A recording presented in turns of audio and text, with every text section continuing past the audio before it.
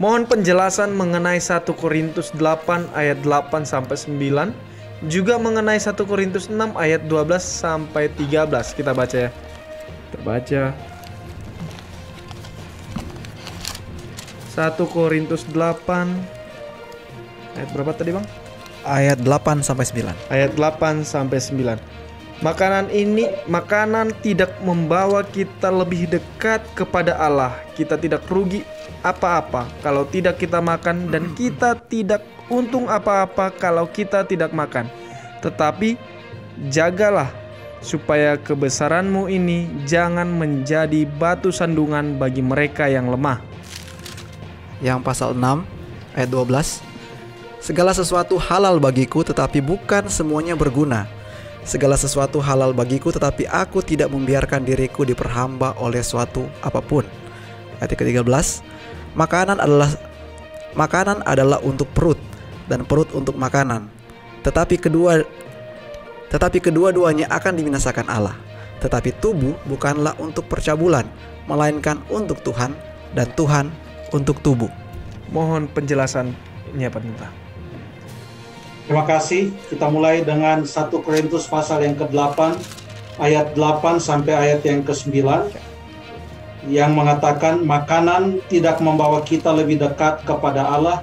Kita tidak rugi apa-apa kalau tidak kita makan, dan kita tidak untung apa-apa kalau kita makan. Jadi ini berbicara tentang makanan dan makan. Di dalam Alkitab, nampaknya di beberapa episode tajam sebelumnya, kita telah temukan bahwa tidak semua yang orang makan itu langsung disebut makanan. Yang namanya makanan adalah semua yang Allah katakan boleh dimakan, itu baru namanya makanan. Ya. Banyak orang yang minum hal-hal yang padahal bukan untuk diminum. Banyak orang sekarang yang makan hal-hal yang sebenarnya bukan Tuhan perintahkan untuk dimakan. Jadi kalau pasal 1 Korintus 8 berbicara tentang makanan, ini konteksnya adalah tentang semua makanan yang Tuhan izinkan, atau tentang semua makanan, atau tentang hal yang memang Tuhan katakan adalah makanan. Itu lebih tepat dikatakan. Termasuk daging yang Tuhan katakan boleh dimakan, maka daging itu adalah makanan. Tapi apa yang dimaksudkan di sini? Apakah ini tentang makanan haram dan makanan halal? Kita baca ayat yang ke-7 sebelum ayat yang ke-8 itu, hanya satu ayat sebelumnya. Tetapi bukan semua orang mempunyai pengetahuan itu. Pengetahuan yang dimaksud adalah apa? Ayat sebelumnya lagi, bahwa tidak ada itu berhala. Yang ada adalah Allah yang hidup. Tidak ada berhala. Jadi karena pengetahuan bahwa yang ada hanyalah Allah yang hidup, tidak ada itu berhala-berhala, itu bukanlah Allah, maka orang makan saja makanan yang sudah dipersembahkan kepada berhala karena percaya bahwa tidak ada itu berhala. Ayat yang ke-7, ada orang yang karena masih terus terikat pada berhala-berhala, makan daging itu sebagai daging persembahan berhala. Dan oleh karena hati nurani mereka lemah, hati nurani mereka itu dinodai olehnya. Ini orang-orang yang baru bertobat, yang tadinya penyembah berhala. Waktu mereka melihat itu daging sapi yang dijual, mereka bilang, aduh ini daging sapi sudah dipersembahkan kepada berhala. Jangan kita makan, sebab kalau kita makan artinya kita menyembah berhala. Tapi orang-orang yang mengatakan tidak ada itu berhala, makan saja, tidak ada pengaruhnya. Mereka makan saja, dan itu menjadi konflik di dalam jemaat. Itulah sebabnya Paulus mengatakan, janganlah kita fokus kepada makanan tersebut, yaitu makanan yang sudah dipersembahkan kepada berhala. Untuk itulah Paulus berkata, dia lebih jelas lagi apa yang dia maksudkan dalam ayat ini, ayat yang ke-13. Karena itu apabila makanan menjadi batu sandungan bagi saudaraku, aku untuk selama-lamanya tidak akan mau makan daging lagi, supaya aku jangan menjadi batu sandungan bagi saudaraku. Sebab takutnya dia pikir kalau saya makan ini daging, padahal ini daging adalah makanan, karena Tuhan katakan di Imamat 11, daging ini termasuk daging yang halal, makanya boleh dimakan. Tapi kalaupun ini daging yang halal, saya nggak mau makan. Kenapa? Karena Nanti ada orang yang baru bertobat, aduh, Rasul Paulus menyembah berhala loh. Ya, akhirnya mereka punya iman jadi lemah. Padahal tidak ada itu berhala, yang ada hanyalah Allah yang hidup. Allah yang lain tidak ada. Hanya Allah yang hidup. Itu maksudnya. Jadi kalau pertanyaan ini menjurus kepada makanan haram dan halal, ayat ini bukan tentang makanan haram dan halal. Kita datang kepada 1 Korintus pasal yang ke-6, ayat yang ke-12 dan ayat yang ke-13. Segala sesuatu halal bagiku, tetapi bukan semuanya berguna. Segala sesuatu halal bagiku, tetapi aku tidak membiarkan diriku diperhamba oleh suatu apapun. Apakah memang Paulus percaya bahwa segala sesuatu itu halal? Kata halal di sini yang dimaksudkan adalah kata yang diperbolehkan atau yang secara hukum agama boleh. Ya. Dalam bahasa Yunaninya existing, artinya lawful, sah secara hukum atau tidak. Jadi bukan berbicara secara khusus tentang daging-daging binatang yang halal dan haram. Kata halal yang sama juga dalam bahasa Yunaninya, tapi dalam bahasa Indonesianya juga diterjemahkan ke dalam kata halal dalam bahasa Indonesia. Boleh kita lihat di Matius 14 ayat 4 supaya kita tahu apa yang dimaksudkan dengan kata halal di sini.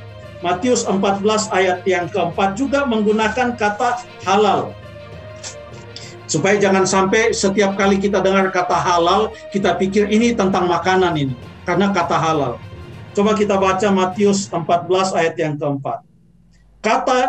Karena Yohanes pernah menegurnya, katanya menegur Herodes ini yang ambil istri saudaranya. Yohanes pernah menegurnya, katanya, tidak halal engkau mengambil Herodias. Jadi kata halal juga bukan Herodias ini makanan, tapi halal artinya diperbolehkan atau tidak. Jadi pada waktu Paulus berbicara dalam 1 Korintus 6 ayat yang ke-13, dia mulai dengan segala sesuatu halal bagiku. Apakah mungkin bagi Paulus dia mengatakan semua apa saja halal, bukan hanya makanan loh. Mau mencuri pun halal. Berbuat percabulan juga halal. Tidak mungkin dia berbicara demikian. Mengapa? Karena di ayat yang ke-9 saja, 9 sampai ayat yang ke-10 mengatakan, atau tidak tahukah kamu bahwa orang-orang yang tidak adil tidak akan mendapat bagian dalam kerajaan Allah? Artinya, tidak adil itu tidak halal. Nggak boleh kita. Jangan Paulus katakan segala sesuatu halal, termasuk tidak adil juga halal.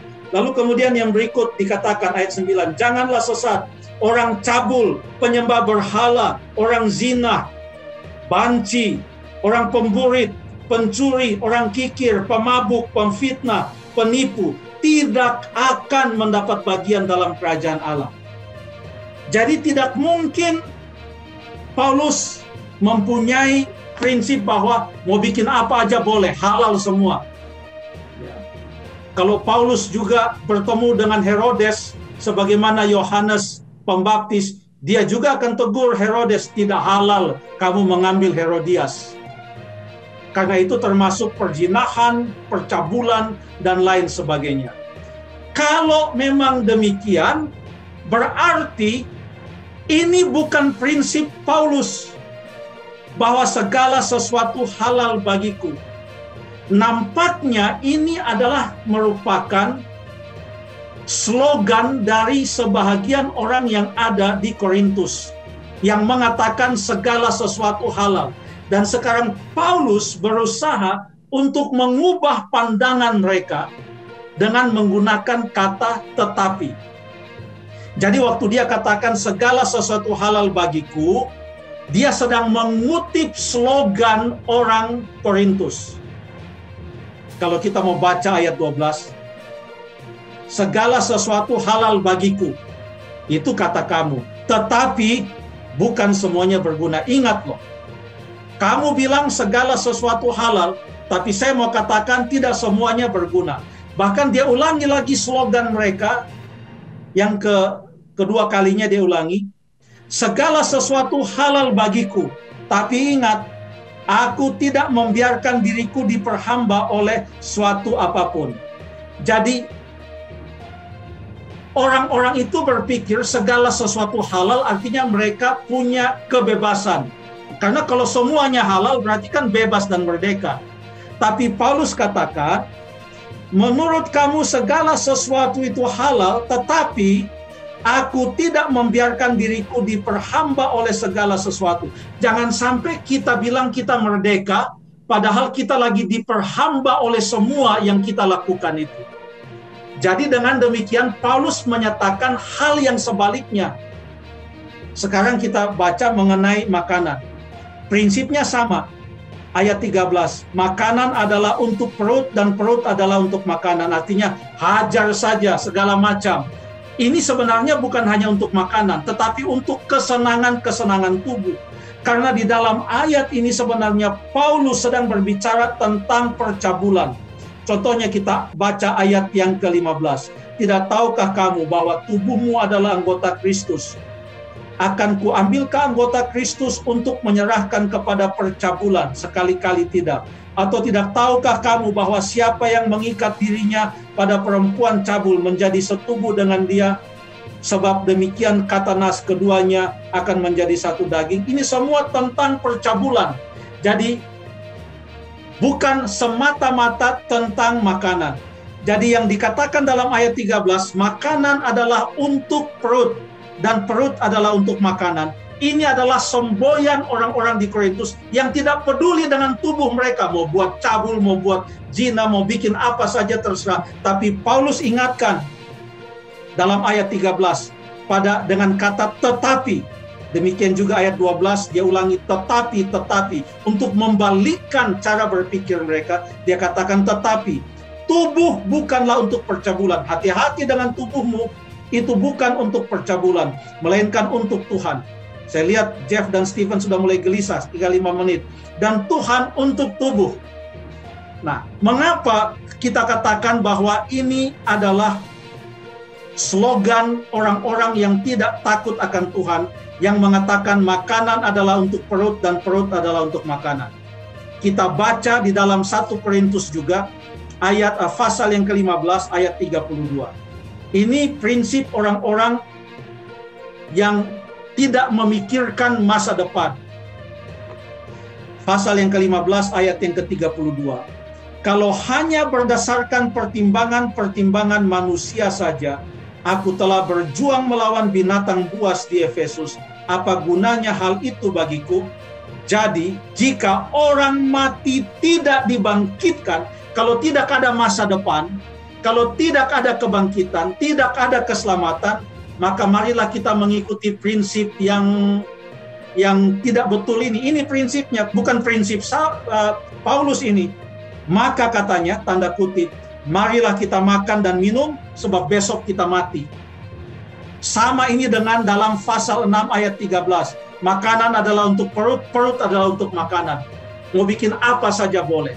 Paulus mengatakan bahwa tubuh kita adalah milik Allah. Itu dia katakan dalam ayat yang ke-19.